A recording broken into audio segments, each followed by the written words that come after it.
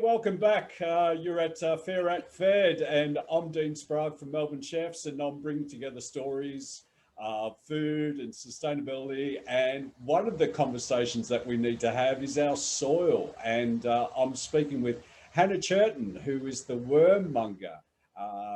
Hannah's set up a locally based little enterprise where locals can come along and drop off their biodegradable scraps, in turn get some vermiculture, worm juice, and also get some tips about how to look after and care for their garden and soil. Welcome, Hannah. Thank you. Thanks for having me. Oh, absolute pleasure. It looks like you're actually based in Brisbane, just outside of Brisbane. Sunny Brisbane. Great. Well, you know, everything that you're doing is applicable to any Melbourne suburb. Well, any Australian suburb or any Australian property. So congratulations on starting things out. What made you think of it? Well, I've been a pretty keen worm composter for some time now. I've had my Instagram account running, I think, since about 2016. And basically, it's just a little Insta blog, which has appealed to my own passions. And I've just been able to record my composting journey with worms. And that has just kind of built, I guess. As I've built a community, I've invested more of my time into the passion. And I think COVID then introduced a new opportunity for me to do even more. And that's where my Compost Hub came into being. Fantastic. And you're right. I mean, the current circumstances of this year and moving forward is that we do need to think about our models differently. People are certainly these days thinking more about the supplies, whether we're talking toilet paper or their food, and in particular their food. So what I see you doing as an essential part of helping others to also grow their own food. So how does your model work? I understand that locals bring their vegetable, their organic scraps to you. Yeah, that's right. So it's a very minimalist, simple setup. And I was really, really deliberate about that because I feel that one of the big fears around composting is that people get overwhelmed very quickly. They don't know what they can compost. They don't know how much. And very, very quickly people become overwhelmed. So I was really, really conscious from the outset that if I was going to do it, I needed to make it as simple as possible. So I got some secondhand buckets off Facebook Marketplace. I had some stickers printed out with my logo. That was basically just an avenue for me to be able to post about it on Instagram. But nonetheless, I put my logo on there, and on the back I put a list of what you can and can't put into the bucket. So it was a pretty comprehensive list of what goes in and what can't go in. And all of the buckets are in my carport. It's a very sophisticated setup. And there's a pickup point for your bucket and a drop-off point for when your bucket is full. So you come to my carport, you pick up an empty bucket, you take it away, you fill it up with the scraps according to the instructions, and then you bring it back full and you pop it in the drop-off space. And as a participant, that's all you have to do. I just really didn't want to complicate things for participants, because I knew the moment there was a complication, people would elect out and not participate. Yeah. So and that's how it works. Yeah. Well, I mean, any time that you can reduce and simplify systems, it's a good thing. And it doesn't matter whether you're talking international governance, for example. What you're doing is completely applicable to anyone else that wanted to get involved, particularly in your local area, but I guess in other areas of Australia as well. What sort of suggestions would you have for someone who's aware that they need some worms in their life, or the offcast, the castings from worms? Well, my primary advice always, and if you follow me on Instagram, you will note this, is basically just to get your hands dirty. Start. You really can't stuff it up that badly. The worst you can do is kill your worms. And look, you know, I'm not advocating worm genocide, but, you know, just head back out to wormicide. Good one. You're competing with me on the puns. I'm going to have a crack. Yeah, but you know, you only learn through trial and error, and you just have to get in and get your hands dirty and start to observe the process and get to know what's happening, and you'll stuff it up. You'll stuff it up, but it's not the end of the world or it's not the end of the worm. If you kill your worms, you can replace them pretty readily. And chances are you actually won't kill your worms. You'll keep them alive, and you'll create a thriving little ecosystem, which you'll grow to love. So, fantastic. Yeah, my key advice: get your hands dirty. Just get in there. Or seeing on your Instagram there, you start to get some small helpers, some little hands getting dirty. Yes. Yeah. They have no choice because they live in this household. So, yeah. Well, if you're going to get the kids into something, getting them into looking after the environment, even if it's on a small scale. Now, we've actually just, I can't see my video, but I may be on the editing guys. You can see me? Yeah. Well, I must still be there somewhere, so it's all good. I did have some IT issues last week, so I'm just wondering if my video card or something like that start to pack it in. Anyway, to get back into it, to help out the editing guys. Let's see, lost the train of thought. What advice would you give to someone who's looking at getting involved in what you're doing, say setting up a similar sort of operation, whether it's a community project or it's something for their own use, or, you know, family, friends, neighbours, that kind of thing? I mean, the more people working towards these sorts of solutions, the better off we'll all be.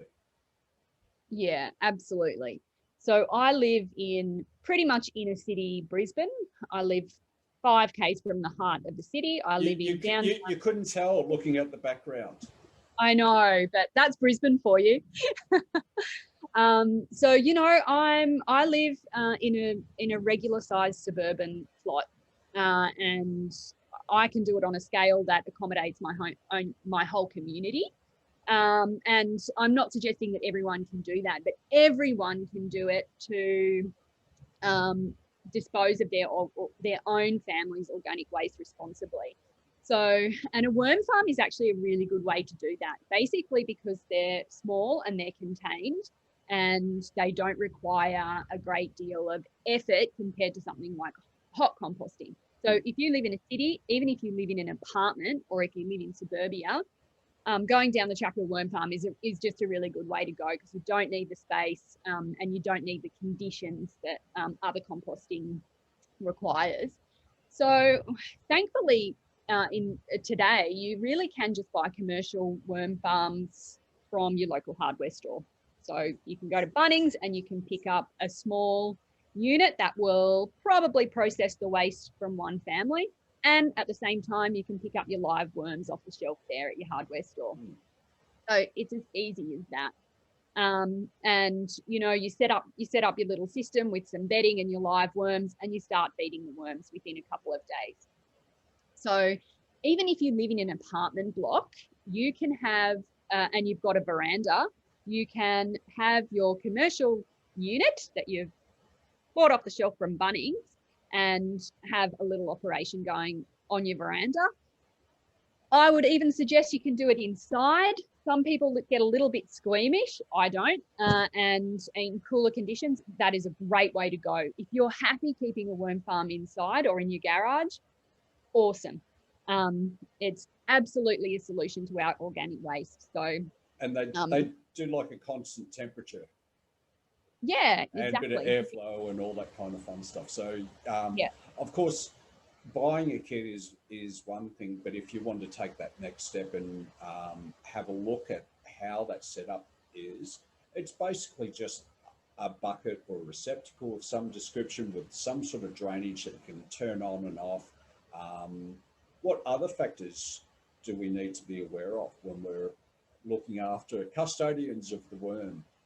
Yeah, so you're exactly right. All you really need is at the most basic, 2 containers that will stack inside one another, and you've got a worm farm. So make one yourself for a lot less than the price that you will pay at your hardware store. What they need is they need food. So that's your food scraps that will go into your worm bin. They need moisture. So a good kind of mix of moisture and dry. That's something that you need to balance. And they need air. So they need a bit of an airflow through their system, and you can basically create that by drilling a couple of holes into your container, or when you're feeding your worms, just to gently turn your scraps through your worm farm, and that is all the aeration they need. The way I understand worms work is, we'll just use my little pinky as an example. The worm's heading off in one direction, creating aeration in the soil, leaving behind their castings, but they also leave behind little eggs, which turn into their own little worms. Is that pretty much how it goes? How many eggs? That's exactly how it goes. How quickly do they reproduce? Like if you start off with 100 worms, for example, in a little tub, yeah.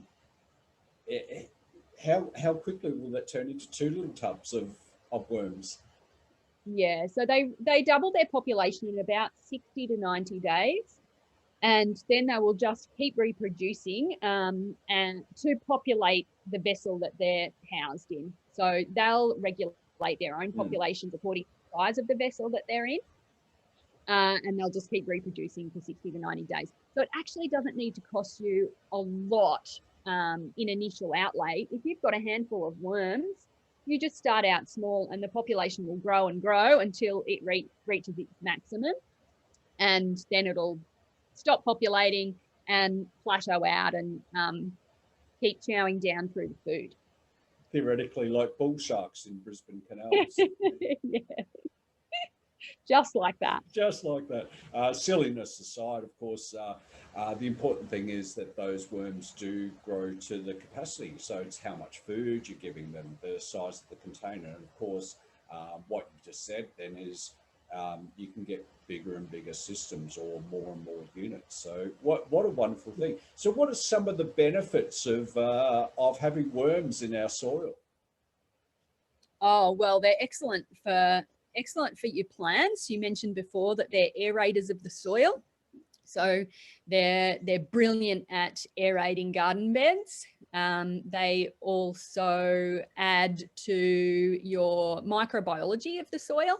So soil is an ecosystem in itself, and there are thousands or millions of microorganisms that live in your soil to create healthy soil. Worms is one of those things, and if you create a healthy soil environment, then you want to see your worms in there too. Yeah. What else? Their poo is extremely fertile for your plants. So if you have a worm farm, the fertilizer that you're creating is essentially their poo. So they are crapping out the good stuff. It really is the black gold. And you can also put that on your garden raw, unlike a lot of other manures. You can just throw it straight on your veggies and they will just suck that goodness up straight away. Yeah. One thing to note is that composting worms are not like earthworms. So you can't really throw them onto your garden and have that contribute to your plant life. Composting worms are a specific variety of worm, and they rely on food scraps and a food source to keep them alive. So they will survive if you put them on your garden, but their lifespan will be much shorter, because once the food source runs out, they'll die off. Interesting fact. Yeah, absolutely.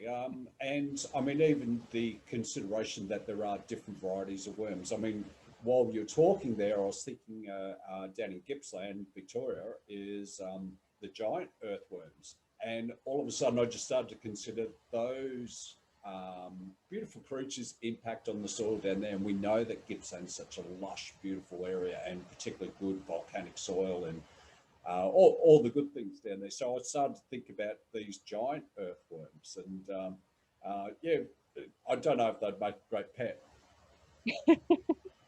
Worms always make great pets. Good answer. It actually reminds me also of a story I heard. Now, a friend of mine was in Italy a few years back, and she was on a bus, and there was a chap beside her who had some bread. He'd open up the bread on his lap, and he actually had a handful of worms. He put them on the sandwich and got into it.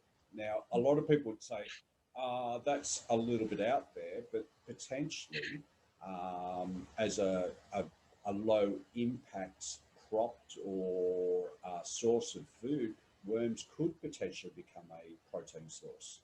Any thoughts on that? Yeah, you're not into eating them at all. You're just looking after and growing them, looking after the scraps and the compost. My worms are my babies, so I don't eat them. Enough said. Yeah. All right, leave it there. Totally agree.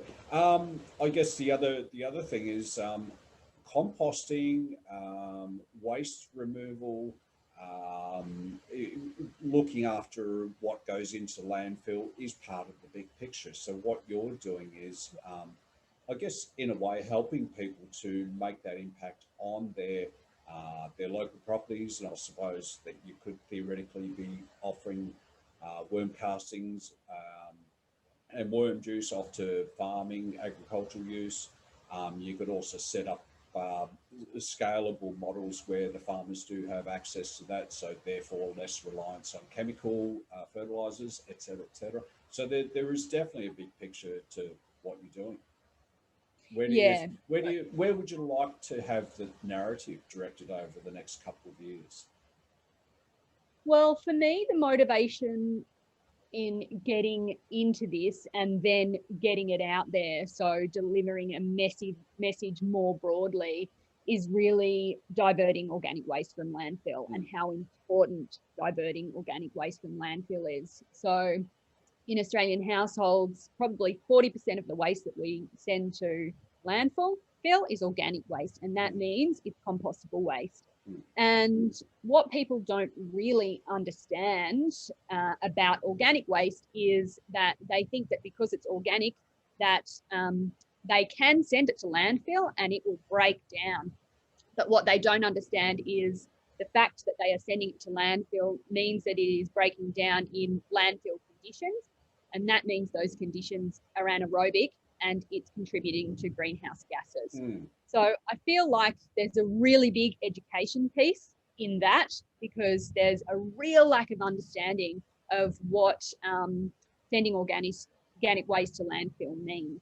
And so even within the last 4 months since I've set up my community compost hub, that message I've been able to deliver to my community. So there's a greater understanding about why I'm doing what I do.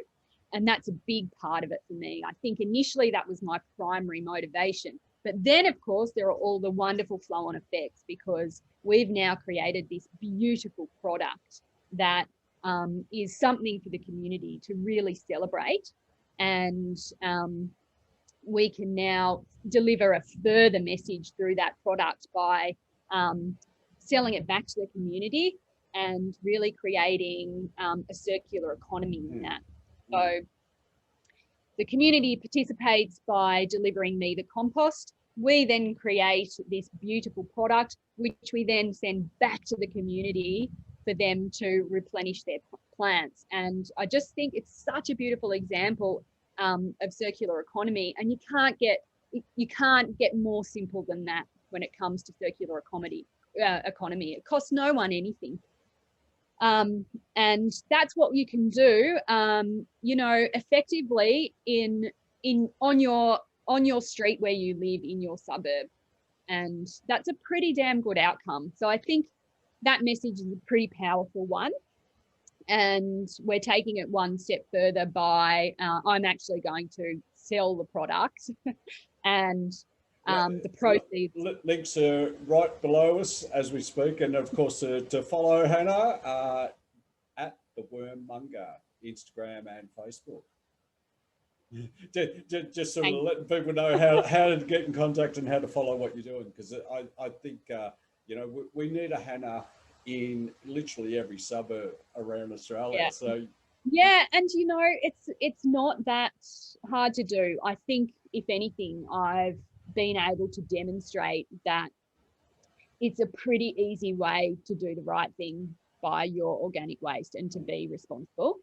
So you know, I understand that not everyone can set up the scale of a hub like I have. I don't have a great deal of space, but you know, I'm used to doing my composting and I understand how it works. But you can participate, and there'll be someone in every community who does have the skills to do it, I think. Yeah. And anyway, we're seeing a lot more community gardens or community garden projects where yeah. If worms are present in the soil, we hope, but it's also something that can be set up in that sort of vicinity as well, where, hey, you know, the carrot tops, for example, if I'm not going to use them as a food source, you can certainly compost those down. So you're not really wasting anything at the garden itself. For me, Hannah, I was just considering that the scalability of what you're doing to be integrated into an agriculture or farming model is completely there as well. And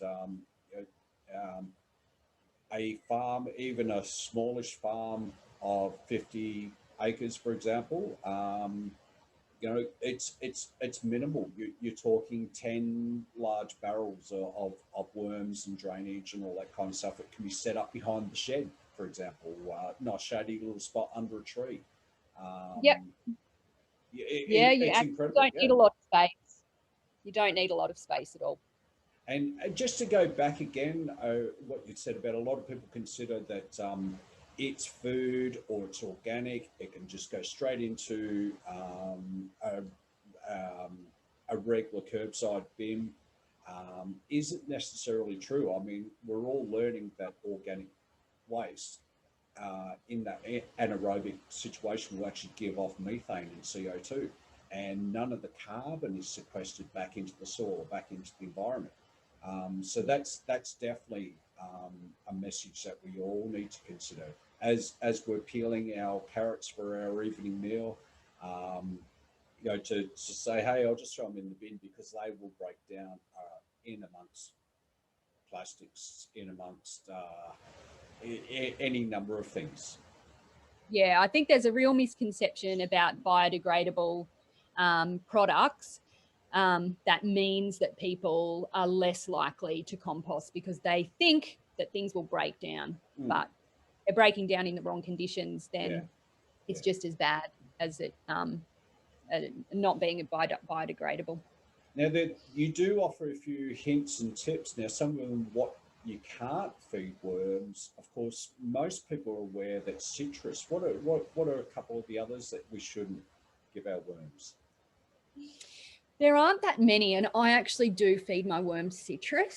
So the general rule is that if it's organic, the worms can eat it. But there are a few kind of tips and hints that will help keep your worm farm healthier. And if you really want to keep your worm farm in premium condition, then you want to keep the pH level. So something like citrus will put your pH off because it's quite acidic. So lemons is one thing, or citrus is one thing that some people tend to leave out. Onions, again, as well, or onion family products is something that you can leave out just because of the acidity levels and its tendency to throw the pH of the farm out. Yeah. Any kind of pet poo, no go. And other than that, I think that's probably about it. So they're very, very adaptable to their environment. And as you said, as long as you keep a balance, think of it as our balanced diet as well. So a little bit of citrus is okay, but don't overwhelm that soil. And, yeah, exactly that. Yep. And, you know, they also eat some strange things. They'll eat the lint from your vacuum cleaner or your washing machine. And they'll also eat, ickily, finger and toenail clippings. well, I guess, the big circle of life is that eventually we get to meet some worms firsthand. Precisely. In often unexpected circumstances. I don't know if that's Yeah. too dark a humour for the festival or not, but I don't know. I've already highlighted that when I go, I'll be composted. So in an upcycled cardboard or wicker basket. straight back to the worms from whence I came. Yeah, and I mean, really, it's something that's not often discussed, but it's exactly the same principle as any food scraps that we have, that we are a source of food. Eventually, I feel this is going too dark, but It's taken a morbid turn. it has. What has 2020 done to me? I'm usually such an optimist. Anyway, I'm going to steer it off there. Editing guys, you do what you want. But Hannah, thank you so much for your time, and of course, to follow what Hannah's doing at the Worm Monger, Monger, on Instagram and Facebook, and also .com. Hannah, do you have any words of advice or words of wisdom that you'd like to impart for people who are particularly starting off in their sustainability journey? Just get your hands dirty. It's the only way to go. Good, good. Thank you so much for your time, Hannah. You take care of yourself and don't stop doing what you're doing. Thank you very much.